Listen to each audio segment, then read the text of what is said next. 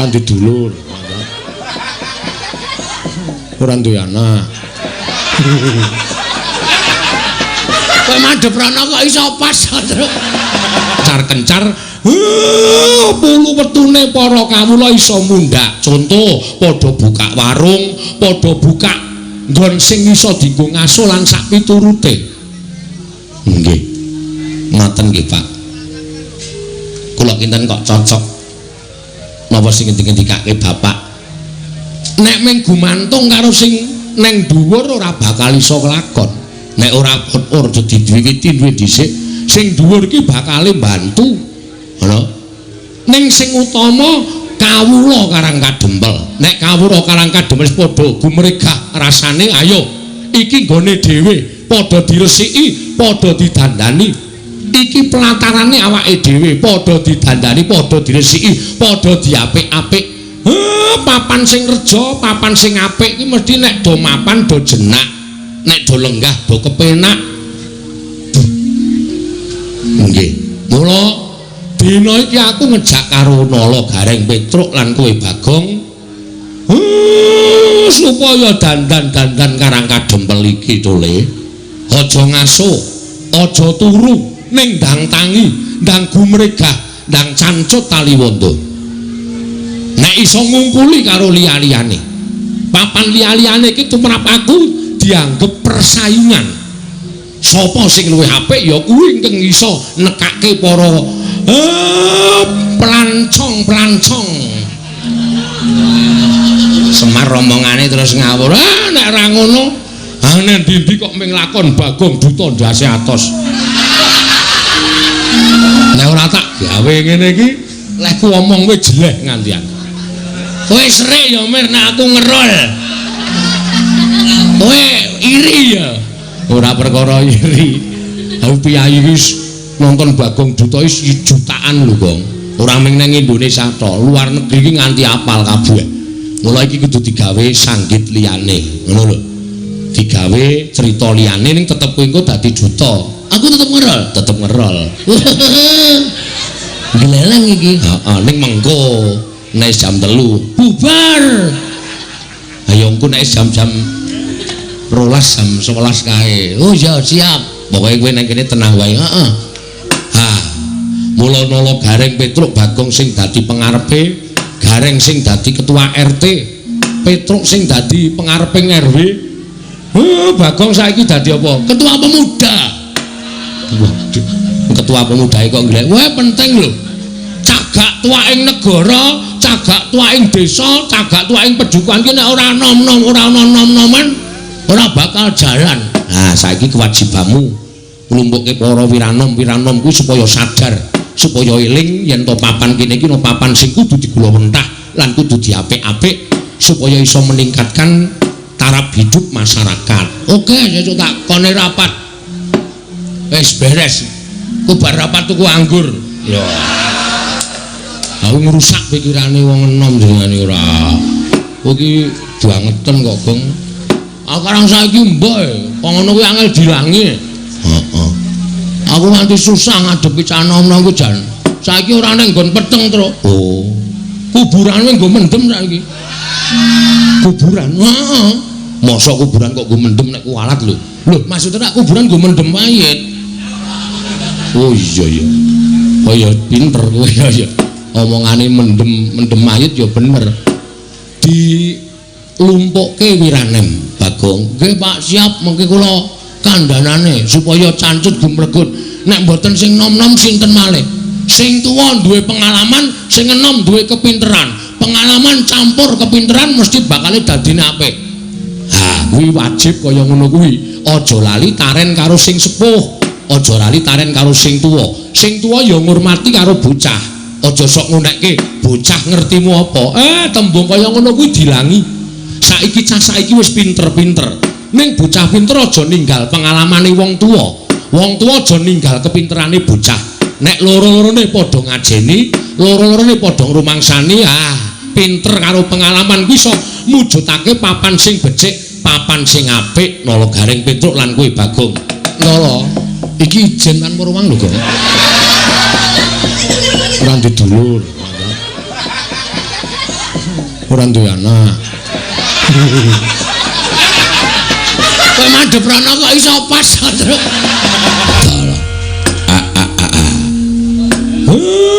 Gawe kaget ngantos tratapan ati kula. Sedaya kawula padukuhan sami alok. Enten priyagung rawuh. Lah kok malah menika ndara-ndara kula lancur-lancur Pandhawa. Ndara Antasena kula ngaturaken bekti kula kunjung nggih Den.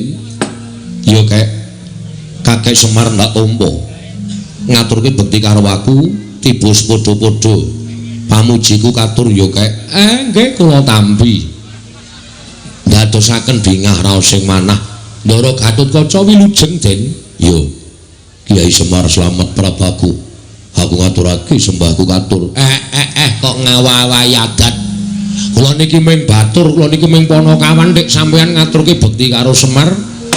Mengke kula kuwalat. Ora, Kiai. Sembahku tampanono. Nggih kula tampit dawah sami-sami. Ndara Antarja wilujeng Den. Iya, Kiai Semar Slamet tekaku. Aku ngaturke basaku katur ya Kiai Semar. Nggih, kula tampi. Nala Gareng Petruk Bagong. Ndaramu padha rawuh. Ngaturna bekti karo bendaramu. Ndara Antasena bekti kula nggih Den. Nala Gareng tak tampa reng. Pangestuku tampanono. Kula pundi nggo jimat Ndara Gatotkaca bekti kula nggih Den. Yo Nala Gareng pangestuku tampanono. Nun nggih. Ndara Antarja bekti kula nggih Ndara. Yo Nala Gareng tak tampa. Pangestuku tampanono. Nun nggih. Ayo truk urut. Ya. Ndara Antasena bekti kula. Ya truk tak tampa. Pangestuku ya truk nggih. Ndara Gatotkaca bekti kula. Ya Petruk tak tampa. Pangestuku tampanono. Ndara Antarja bekti kula nggih Den. Ya Petruk tak tampa. Pangestuku tampanono. Nggih. Ya Kong. Sing ngarep sapa? Antasena. Ndara Antasena bekti kula konco nggih Ndara. Ya Bagong tak tampa. Wah. Katon sumringah raimu calon dadi duta. Oh iya duta nendi adere ngerti teng pundi niki mengke. Iya bekti kula nggih Den. Ya kok Bagong tak tampa pangestuku tampanono ya Bagong. Nun nggih sangat angel kawula mlindadosaken jimat paripe Karada bindeng kowe pilek kowe. Oh iya Ndara Gatotkaca bekti kula nggih Den. Ya Bagong tak tampa pangestuku tampanono. Nun nggih sangat anggen kawula mundi. Apa? Mundi. Walik. Mundi ndadosaken jimat. Sing mburi sing mboten Antarja kuwi ora apal rondarane kok ora apal to. Ora tau kepethuk. Ora tau ngekeki apa-apa barang. Ndara Antarja. Kae mbarepe Ndara Werkudara. Walah. Mbarepe Ndara Werkudara to? Heeh. Ndara Antarja bekti kula konjo nggih Den. Ya Bagong tak tampa pangestuku tampanono ya Bagong. Nun nggih sanget anggen kawula ndadosaken jimat. Sasampunipun lenggah ingkang sekeca menapa wigatosipun kuwi bapak wae bapak. Bapak sing di kewajiban kuwi rasa dadak omong.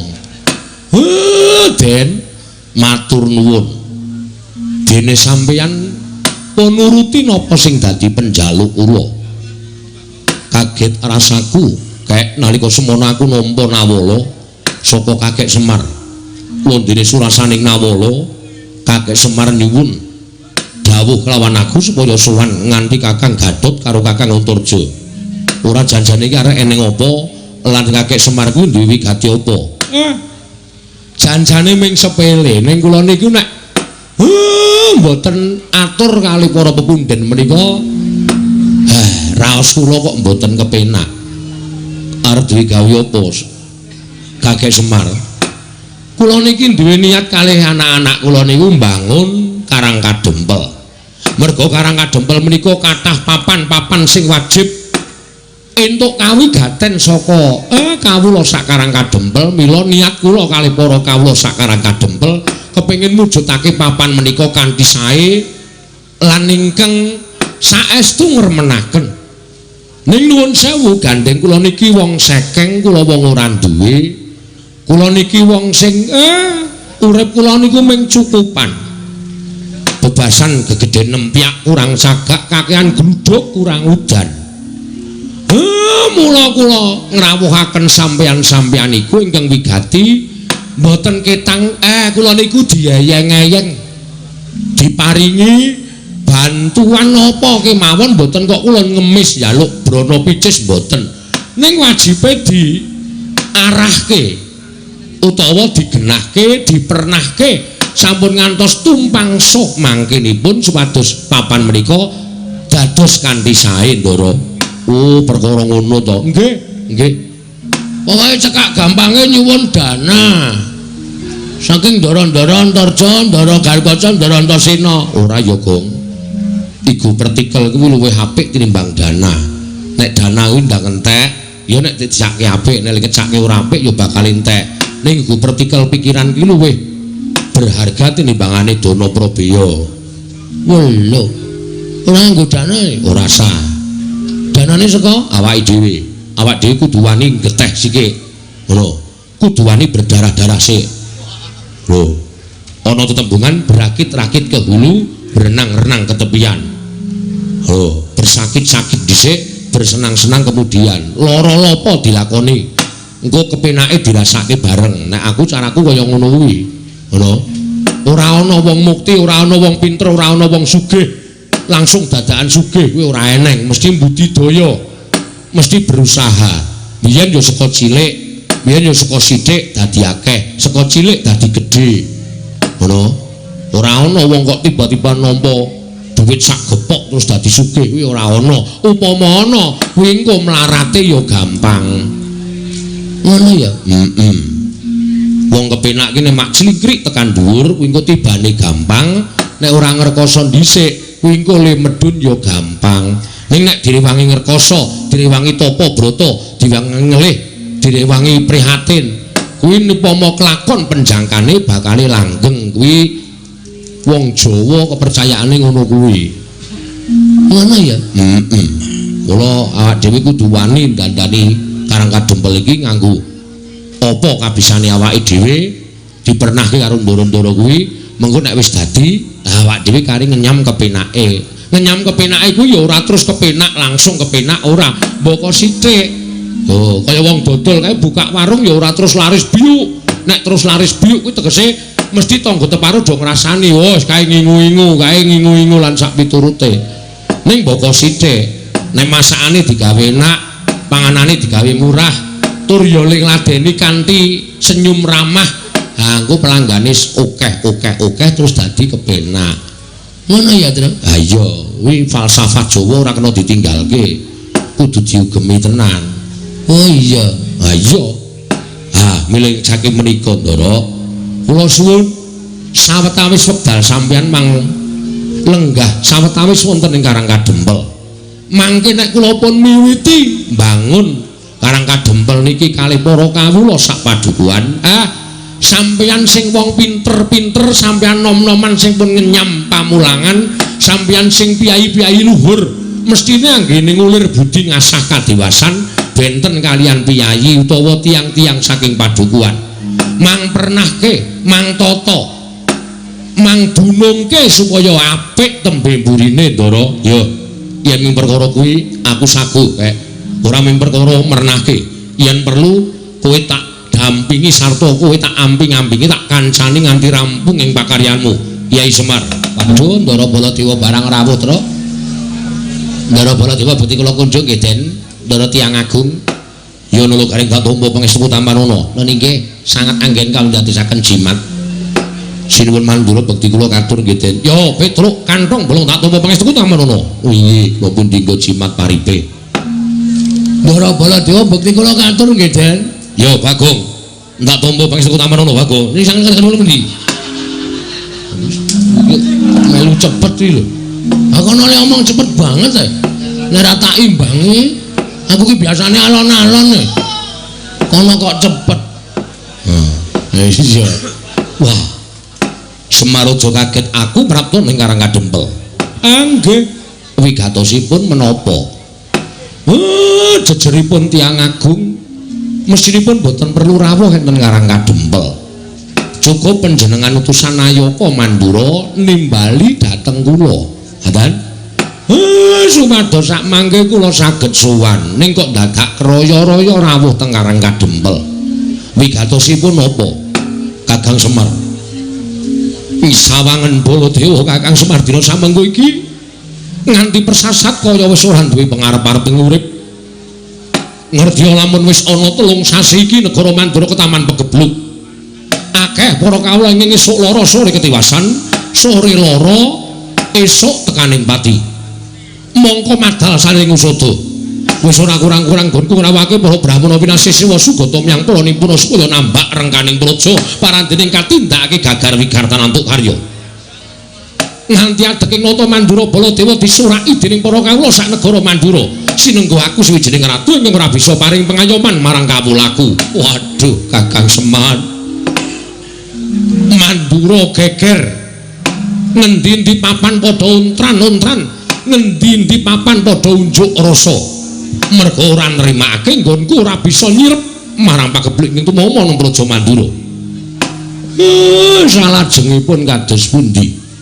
Nalika semana wanci ingkang tak tamtokake, aku nglakoni prihatin kanthi sarana sari narite sesemek ron raja mula bebantal boto sarimbak. Nalika semana ana wangsiting dewa ingkang paring sasmita lawan Baladewa. Supaya aku sowan marang Karang Kedempel nyuwun biyantuning Kakang Semar. Lah namung sak kula. Terus kula kenapa cobi kula badhe nyuwun priksa. Kula kadhawan menapa? Ya mung aku yen bakal bloko karo Kakang Semar iki mau, rasaku ora kepenak. Rasaku ora tekan. Ning yen to ngelingi kahanan negaraku, paripaksa aku kudu kuat lan tekan matur marang kersaning Kakang Nayantaka. Nggih, mboten napa-napa, mboten napa-napa. Mang paring pangandikan. Nek pancen Semar kudu dadi srana waluyaning Praja Mandura ngene ketaman pegebluk, kula mboten napa-napa, mang dawuh napa kula nderek. Sampun malih to kadhawan minggah gunung. Nadyan kula kadhawan jegur segara, kula purun waton dados waluyanipun negara ing Mandura. Kula kadhawan beto barang ing awrat kula sagah nglampahi, kula kadhawan mlampahi ing tebih kula mboten badhe selak. Waton dika Ndara Baladewa paring dawuh. Ning yen aku matur apa Kakang Semar ora kogel penggali luwe-luwe. Penggalihmu ora pingget mergo atur ing Baladewa. Den, kula niki nek upama ngrasake pinggeting ati, wis tatas runtang-ranting ati kula. Kula niku momong para Pandhawa ora pisan ora pindho digawe gela, kula ya ora apa-apa. Momong Ndara Janaka ora pisan ora pindho digawe kagol ati kula ya ora pingget, ati kula ya ora serik. Upama kula niku ngopeni rasa mangkel, ngopeni rasa sing pinggeteng ati, mbok menawa kula wis minggat saka Ngamarta. Kula wis wegah momong para Pandhawa. Ning gandeng tumrap Semar wong urip ing alam padang menika, apik-apike wong urip niku nek linambaran sabar, tuwene ikhlas. Nadyan disebut niku gampang dilakoni angel. Ning apik-apike wong nek iso nglakoni watak sabar lan ikhlas niku dadi mantasaning menungso, dadi mustikaning titah. Mila monggo kula aturi paring dawuh, Semar kapurih napa? Aja lara atimu, aku tak matur marang saning Kyai Nayantaka. Nggih, mangendika, mboten napa-napa. Wanter dawuhing dewa ing tak tampa. Nalika semono metu marganing pasumenan. Sasmita dumeling tan ana ing karna swara ingkang tanpa wujud ngandhakake yen to aku kudu iso mboyong marang Kakang Semar prapteng negara Mandura. Lah kersane nek mung diboyong kowe kula purun mawon, terus sakniki kula memperjelaske mawon. Kersane napa? Napa Semar teng mriku ajeng ken ndongani? Napa Semar teng mriku ajeng ken ngabulke napa? Niku rak cethane dadi kula nggawa uba rampis saka omah menyan dupa lan sak piturute supaya mengke teng mriku mboten pripun-pripun, mboten golek-golek lan sak piturute. Kakang Semar, kula. Wah, rasaku kok ora mentala. Ampun ngoten lho. Sampeyan nek mboten mentala ngiklaske patine kawula pirang-pirang saben dina mati, nyawa kawula Mandura ming perkara sampeyan mboten mentala, sampeyan ngiklaske patine kawula sampeyan.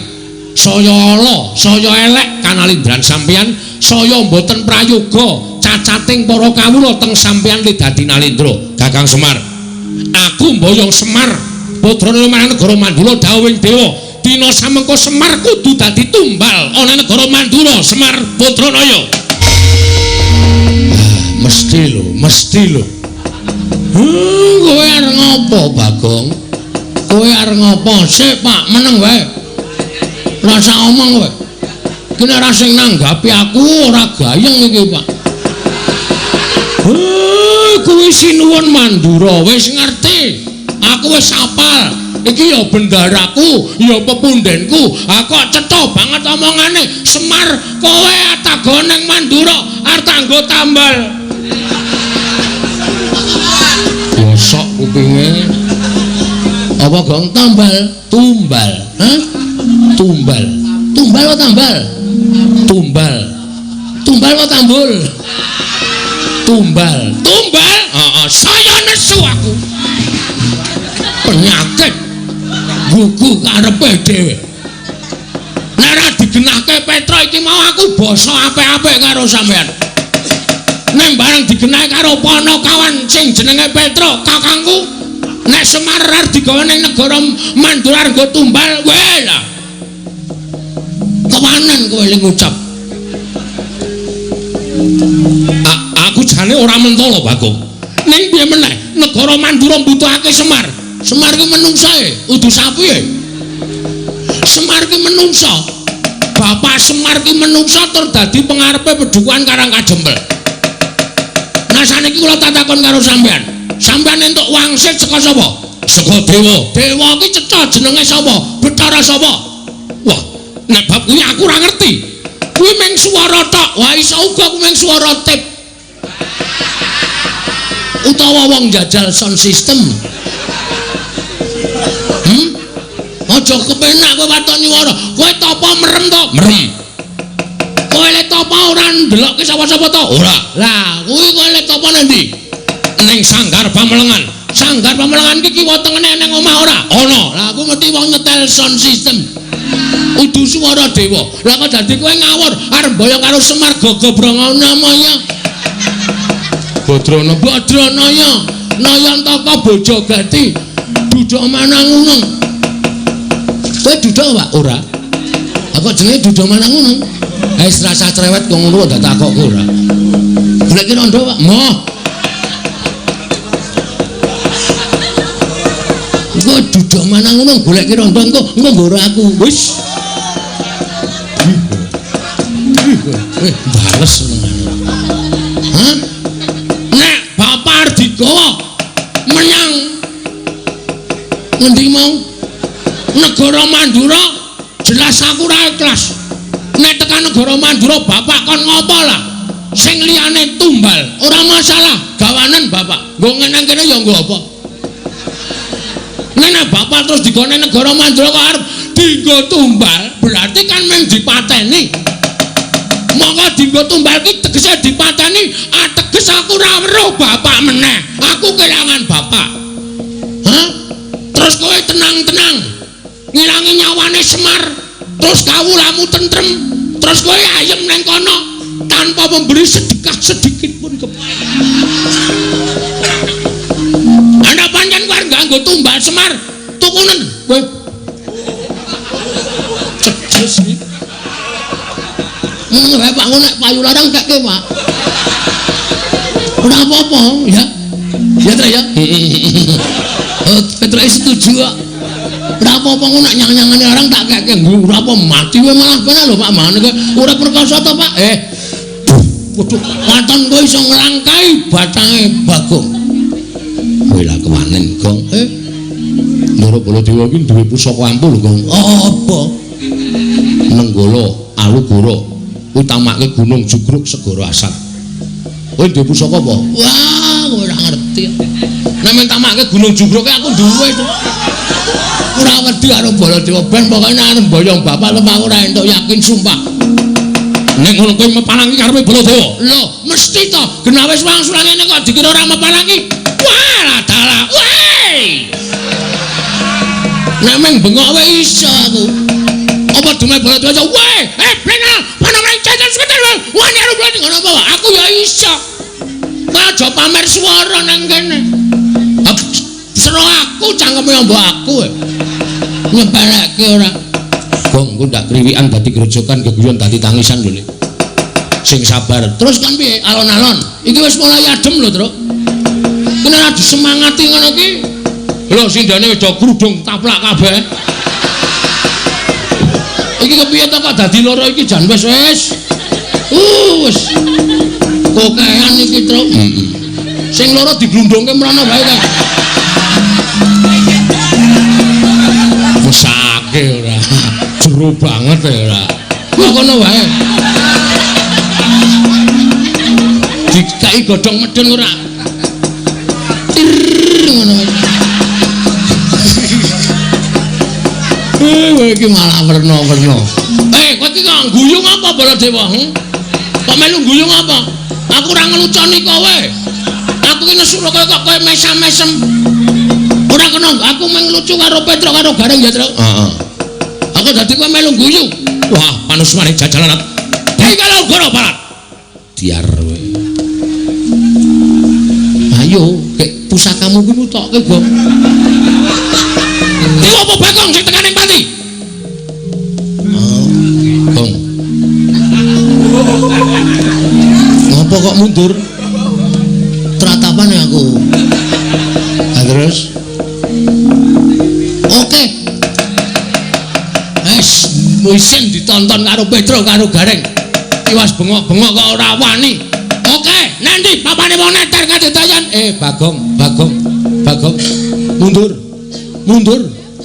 Ngapa, Pak? Mundur. Aja dipisah, Pak. Aja dipisah. Ora tak pisah, mundur. Aku wani, Pak. Ya aning mundur. Kowe ora ngerti kowe iki okol ora nganggo akal. Bapakmu iki deloken temandang ora usah bengok-bengok ning merantasi. Bapak arep gelem diboyong? Ora, ning kowe minggat tok. Kandhane nyayel ora. Wah, getun aku to. Lah sido gelut getun aku. Gayamu lah. Moto penge iki. Nuwun sewu. Nek sampeyan ajeng boyong kali Semar ngawi, nggak? Kula mang boyong. Kula ikhlas didadekke tumbal teng negara Mandura mboten napa-napa. Kula manut.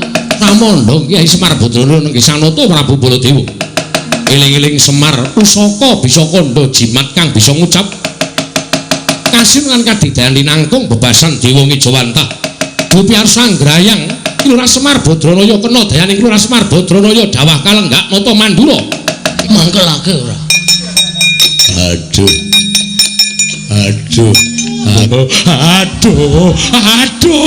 Hati-hati. Mungsuhmu bangsaning jim setan priprayangan sing watake angkara budi candala. Kawula padha dikon supaya tata-tata samapta ing gati sawiga ing diri. Nala garengmu benga pedukuhan kabeh lawange kon nginep dhuwure kon menehi janur. Kanthi carana kaya mengkono ora bakal di leboni karo bangsaning Betari Durga. Petruk karo Bagong ngulakana ndaramu nek ana apa-apa matur aku. Oh nggih Pak, pangestuaken dawuh. Wis pepanggihan padukuhan iki dibubarake dhisik. Aku tak ketemu karo mbokmu, tak jak itung-itung babakan garap kahanan Karang Kadempel. Oh nggih, ngestaken dawuh. Karawitan Karang Kadempel kon ngiringi Bapak Semar. Oh nggih Pak, wajan. Gendinge napa Pak? Gugur gunung. Ora wangun. Paling ora ya ladrang apa ketawang. Kuwi sing apik. Kuwi Tangerang. Ketawang kok Tangerang ora. Apa manut aku ki ora ngerti aku ki isane ming pangkur. Aku isane ming pangkur nek liyane Petruk ku sing menguasai. Nggih. Santi Mulya mawon Pak. Kuwi cocok kuwi. Santi aku cocok. Santi Mulya. Wis. Wis kono gek dunekke grombyang-grombyang. Aku ge tak mlebu Ndara-ndara kula pasrahke nggih Den. Ya, kek nyuwun pangestu. Kyai Semar nyuwun pangestu. Kyai Semar nyuwun pangestu. Nggih ngatos-atos. Mugi-mugi lebda ing karya Ndara. Purna gati ning pananggilan. Kira Semar sumlebet madyaning pendhapi padukuhan katuron saking Mandrawa. Sadaya para kawula padukuhan tansah ngrepekaken kidung suci Santi Mulya. Para perjina manjim setan mribrayangan. Aja nganggo cara sing agal. Nganggo cara sing alus.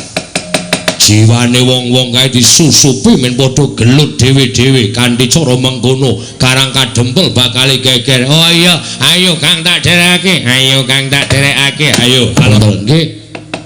Nek ya kudu tata-tata lho, Den. Merga nuwun sewu. Sing nami Wadyabala Dandang Mangure niku mboten mung wujud menungsa tok.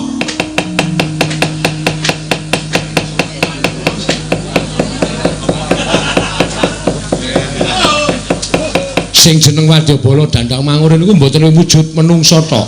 Ana demit, ana ula, ana kewan. Niku nek mboten prayitna ngati-ati ngrekoso sampean.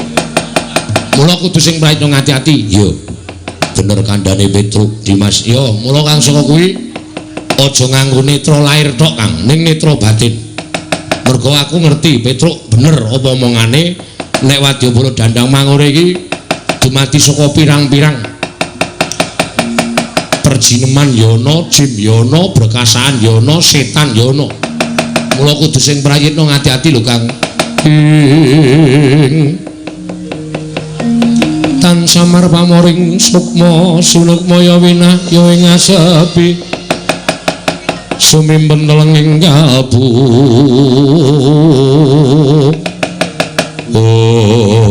Datan prayitna nata pringgondani Prabu Anung Gatotkaca sinusupan balaning Betari Durga mila katingal abrit bergatak pasuryane nalika semanten datan tali wara anyan ndak kira Petruk linarak wani kaget lisang Antasena wau.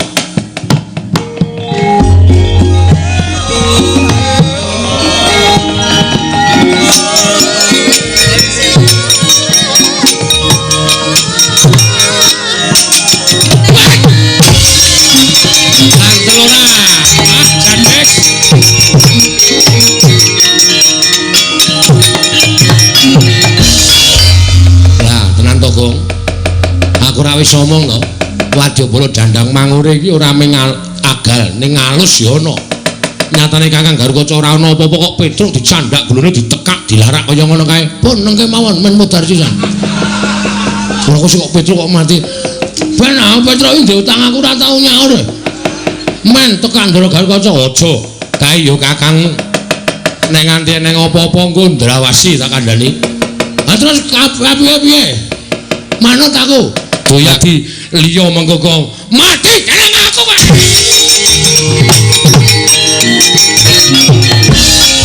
Amatara merata ya merata imbangnya padha-padha. Kowe sing bentengi Cemar Badana ya yo aku lan nrimake. Wo cah iki Kang Selupan cah iki. Kok dadi suarane cilik kaya ngono.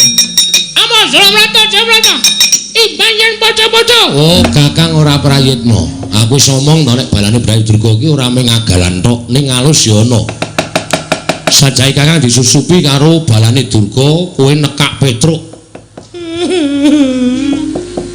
Petruk. Mbah. Petruk aku ora ngerti apa-apa. Ora ngerti apa-apa kok cecok. Lagi tengok kecek, gulune ditekak dilarak. Kalau mencinya pindah. Aku njaluk ngapura. Wis lho rasa dadak. Iki Kakang Garukaca mau diangslupi. Lho, sing angslupi sapa? Balane Betari Durga. Oh, niki pun sadar dereng. Wis. Bagong mau ya heeh. Nggih napa? Heeh. Nek ora tak tulungi Bagong mau ngamuk ora karu-karuan. Mripate abang. Ha iki mati dereng. Ajar dasmu lho. Kok ngapae? Jare Kang Slupan, wis mari kaya kok. Wis mari ya. Tak kira nek isih Kang Slupan. Iki bebayani lho, Truk. Nggih. mlayu ning omah kono. Terus takon karo bapakmu njaluk donga nggo ngusir demit. Nek nganti engko demit ora do diusir, Karang Kadempel ora tentrem. Saniki, nek ana demit mengko diusir nganggo jaba ana slamet, slamet saka kersaning Gusti. Teguh yuwana slamet, slamet saka kersaning Gusti. Teguh yuwana slamet, slamet saka kersaning Gusti. Ndara Antasena bisa nyingkirke Wadyabala Dandang Manguri sing wujud menungso. Sing waune kathah sanget musuh Antasena diajar kabeh. Wah, bubar mawut. Terus ning niki sing tekan Karang Kadempel ora ming wadya menungso, Pak. Ning Wadyabala jim setan priprayangan. Ndara Garukaca ya Kang Slupan, Bagong ya Kang Slupan. Iki kula diutus kalih Ndara Antasena ken sowan bapak, ken nyuwun donga ngusir demit, ngusir setan supaya kahanane tentrem. Aku ki nek ngusir demit ming tembunge teguh yuwana slamet, slamet saka kersaning Gusti. Wis kuwi anggere ana jim setan, kowe ndodhok ning ngarepe terus kowe muni teguh yuwana. Yuwana.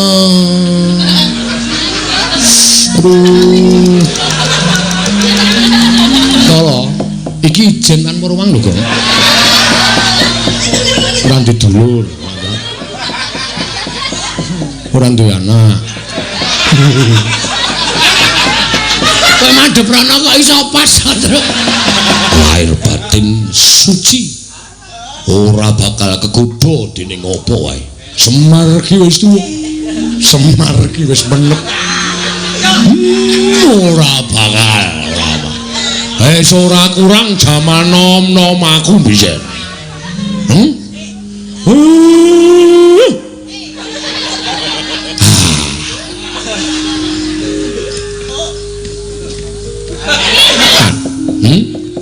Nek golek pangan ya golek pangan sing pernah, aja kok ganggu gawe karo katentremane menungso sing padha urip ning jana loka. Elinga yen to saperangan wadya balamu kuwi uripe pancen sih sinian antaraning menungso lan bangsaning jin.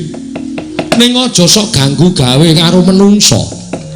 Wis cinadang dening panguwasaning Gusti, jin setan kuwi duwe pangan dhewe-dhewe, menungso ya duwe pangan dhewe-dhewe. Ora kena suk-sukan rasane. Aja nganti kowe ora arik marang kamardikaning menungso. Namung pengen madosaken Tedha Baju Barat ingkang dipun arah piyipun Kyai Semar Badranaya. Lah apa kira-kira kuwi do tedas mangan dagingku apa piye? Apa kira-kira do seger ngombe getihku? Nek kira-kira Baju Baratmu kuwi do seger ngombe getihku, wareg mangan dagingku. Aku ikhlas. Ning kosok baline nek do mendem, nek do modar ngombe getih karo mangan dagingku, aja mbok luputke Semar.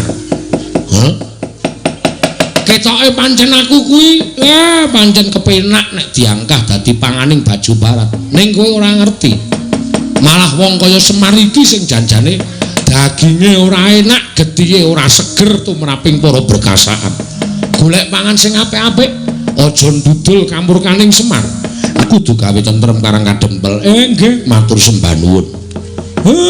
Nawa Gareng Petruk Bagong, kowe pancen wong-wong sing mempeng. Kowe bisa ngayomi marang kawula Karang Kadempel. Nggih, Pak. Pangestunipun Bapak. Nggih, Pak.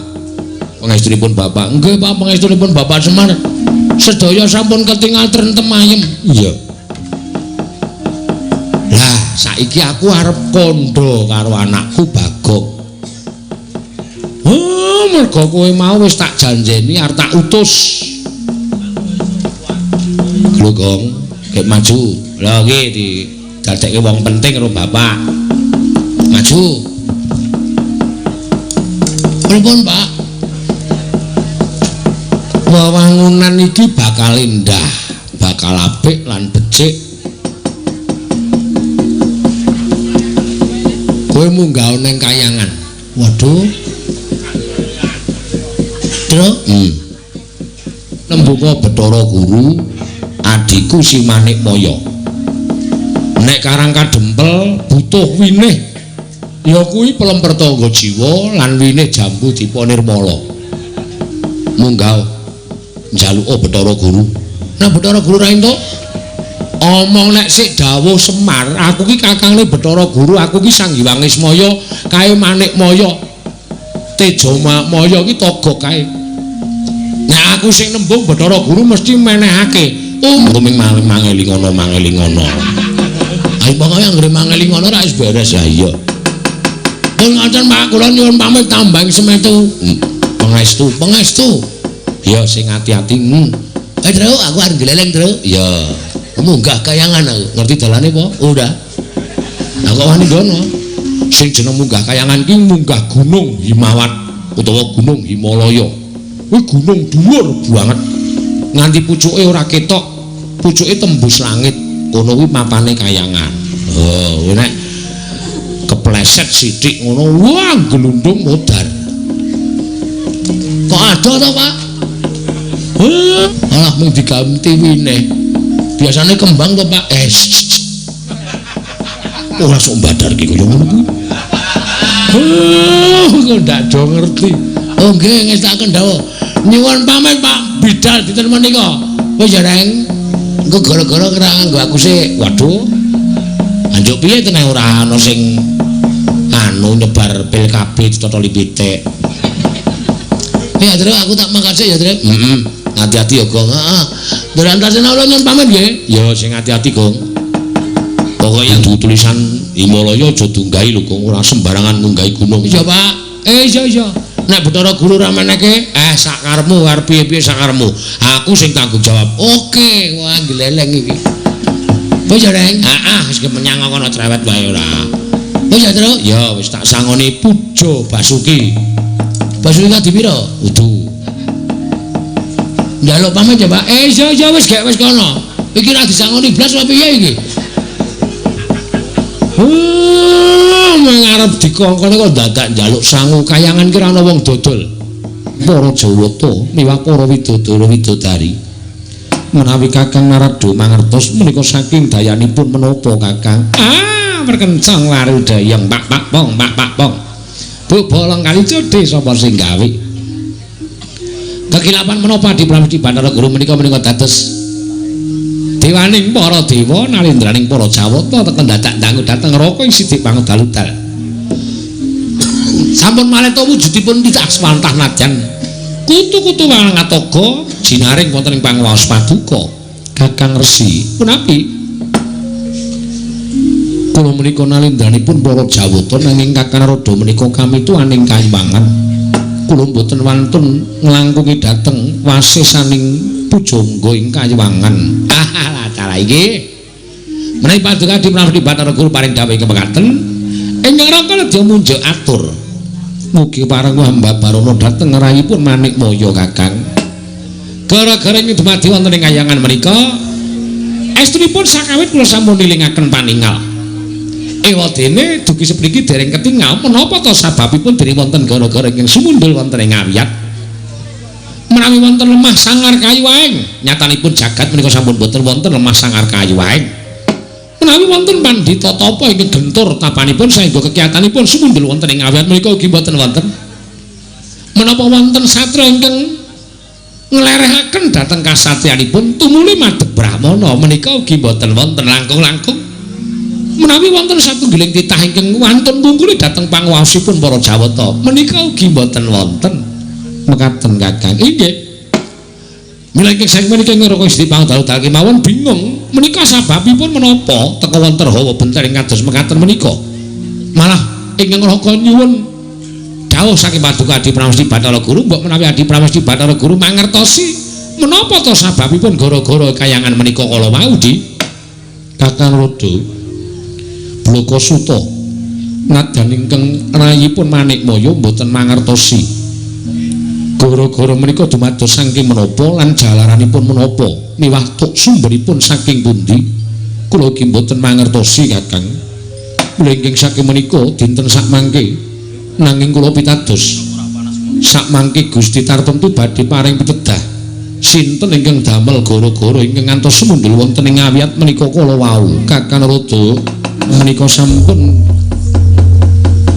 kepanggih menapa to ingkang dados darunanipun dene kayewangan sumuk kados mekaten.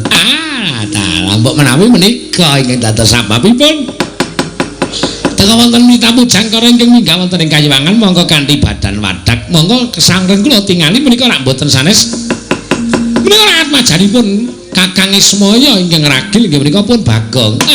Dalah ing atase derajate ngaceplik wae kok munggah ning kayangan ki wigatine apa? Dalah Kakang Rada lenggahipun Bagong padha arjo sak praptanira Panakawan Bagong Menamet pasang kaliman tabut nebina ing ladene dumawahing tawang tuwang pukulun linepano ing tulak manuk kula ingkang abdipun Bagong atmajanipun Bapak Semar ingkang sowan ngabiyantara ngersa paduka pukulun. Iya nata Bagong nggih menek dhuwur tenan iki wau Gunung Himalaya niku pancen dudu sebaene gunung laduk endah keladuk kula dereng ngerti kula dereng tau weruh kok papan kok asrine kaya ngeten menapa menika ingkang winastan kayangan Pukulun? Iya iki kayangan Bagong. Aduh Pukulun bejo kemayangan sinung ora kangelan dene kula sampun dumugi wonten ing kayangan kepareng kula ngaturaken sembah pangabekti kula kunjuk Pukulun. Iya Bagong ulun tampa nggih nggih ulun menika sinten lho kita wis ngaturke bekti kok durung ngerti kalawan ulun. Nuwun pangapunten Gladiwana Gulang Tepang. Mucal ning ndi piye? Ora edan tenan to iki. Bagong iki tekan kene kok Bathara Guru kok mulang ning ndi? Lho, biasane guru iki rak mulang ning ndi to SD napa SMP? Dengkul kita kuwi. Bathara Guru iki dewaning para dewa jejuluke Sang Hyang Bathara Guru. Ora kok guru mulang SD SMP. Anggepmu iki nang jagat apa iki nang kayangan, Bagong? Oh, nggih mboten ngertos kok.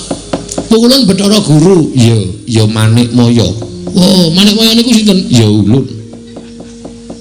Ya Jati Murti. Wah, ora nggo gawe kursi. Hus. Kayu Jati Murti iki asmaning Bathara Guru. Wah, lah pirang-pirang jenenge. Ya Sang Hyang Catur Bojo. Catur Bojo. Iya. Kali condong catur? Wus. Di sampun ngantos panjenengan ngendika kathah-kathah mangke badak kewirangan. Kula namung genahaken kalian Bagong Kakang Rada. Nggih ning bocah niki sembrono. Mboten menapa-menapa Kakang. Kula mboten rumaos sakit manah kula. Lah, iki Bathara Rada iki cerewet wae. Wus. Karo dewa dunake cerewet ora. Kula niku lagi ngedongke mbok menawa tambah kawruhku ya Sang Nilakantra. Weh. Nilakantra aja mbok tambahi apa-apa. Oh nggih. Ya Sang Purna. Niku sampeyan. Teko dengkulmu iki ulun Bathara Rada. Wah, nggih niku rada terkenal teng donya. Resi nggon ya watek resi. Wah, jenenge pirang-pirang Indra. Wah, Sang Hyang Bathara Indra edan tenan. Lho Pukulun. Panjenengan iku dewa kok ora duwe rasa welas kalian kewan. Mengke mbok menawa manak. Wah, ra edan tenan ta. Wah, iki titiane Sang Hyang Bathara Guru iki wujude sapi kok njurar dingu dengkulmu ora. Bagus kula ngaturaken sembah pangabekti ndungkap angka kalih. Wale-wale menapa Pukulun kula menika dipun utus kalih Kakang Ismaya. Lho. Kakang Ismaya piye? Anu Bapak Semar. Iya, Kakang Ismaya. Nah, ngendikane Bapak Semar niku panjenengan niku Om. Lho. Kok njur Om?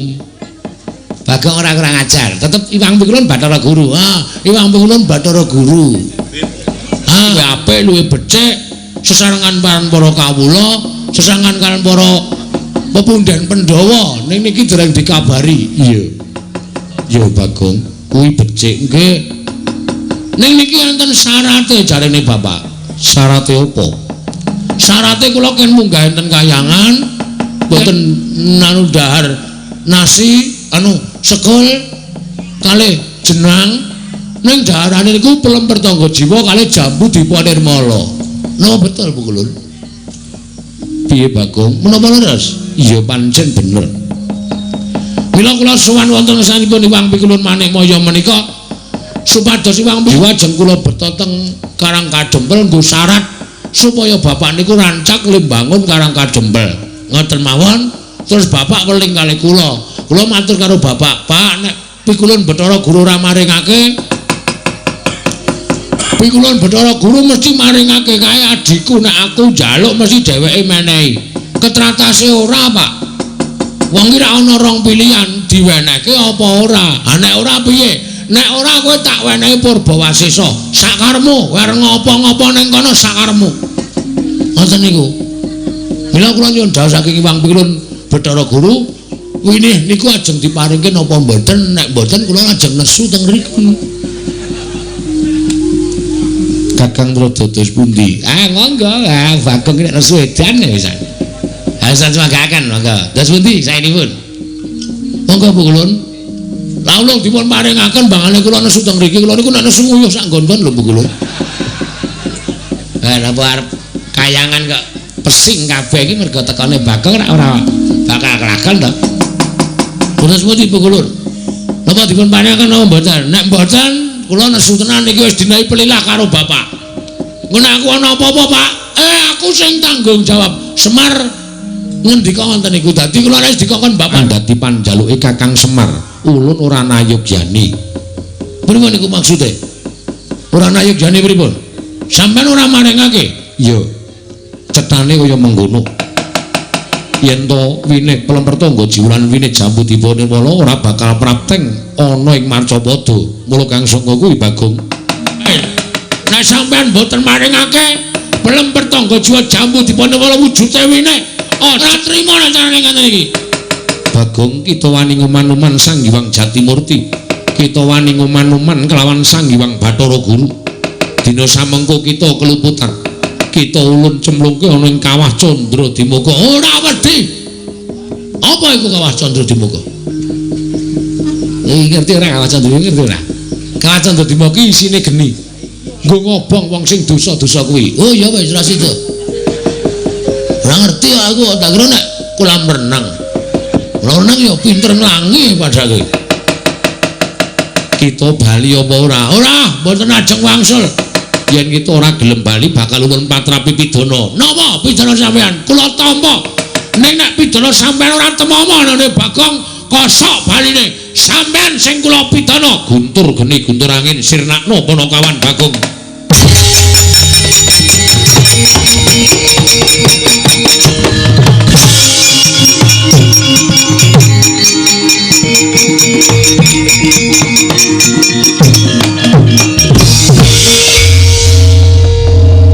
Sampean kok metu oncore?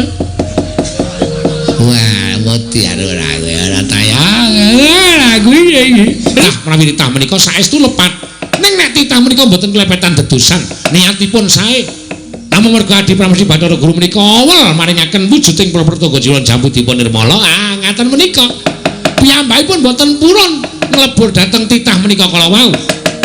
Aduh Kakang kula donga. Kula sumanggaken. Bu Kulun. Ini peringatan terakhir. Peringatan terakhir. Niki wau napa Bu Kulun? Guntur geni guntur angin. Lho, sampeyan wis netokke guntur geni guntur angin. Ateges sampeyan wis benar-benar tegel karo Bagong. Sampeyan wis pancen mentala karo Bagong. Terus saniki nek kula ora mentala karo sampeyan, njur piye nasibe Bagong? Kake ora? Ora kake.